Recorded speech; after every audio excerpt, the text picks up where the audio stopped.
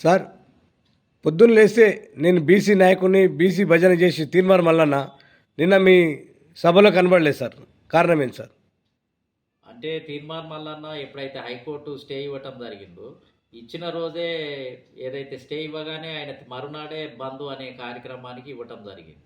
కాబట్టి ఆయన బంద్‌కు వ్యతిరేకం ఏమి కాదు. కాకపోతే ఏంటిది అని అంటే ఆయన ఒక రాజకీయ పార్టీగా ఆయన విడివిడిగానే ఆయన బంద్ ఇవ్వటం జరిగింది. ఇప్పుడు రేపు 18వ తేదీన కూడా నేను అనుకుంటా ఆయన పార్టీ తరపున కూడా బంద్‌కు మద్దతు ప్రకటించే అవకాశం ఉంది. 18 తారీఖు అనేది ప్రిస్టేజియస్ ఈ రాష్ట్రంలో ఒక బలమైన హెచ్చరికను మా బీసీల యొక్క సత్తాను చాటడానికి ఉపయోగించినటువంటిది. కాబట్టి నిన్న కనపడకపోయినంత మాత్రాన వాళ్ళు వ్యతిరేకం కాదు. వాళ్ళు ఖచ్చితంగా వాళ్ళ పరిధిలో వాళ్ళ శక్తి మేరకు ఈ బంద్ కార్యక్రమాల్లో వాళ్ళ కమిటీలు గానీ, వాళ్ళ కార్యకర్తలు గానీ పాల్గొంటారు. దాంట్లో వ్యతిరేకంగా ఉంటారనే దానికైతే ఆస్కారం లేదు. అంటే కలిసొస్తారు, మీతో పాటు కలిసొస్తారు. ఖచ్చితంగా కలిసొస్తారు.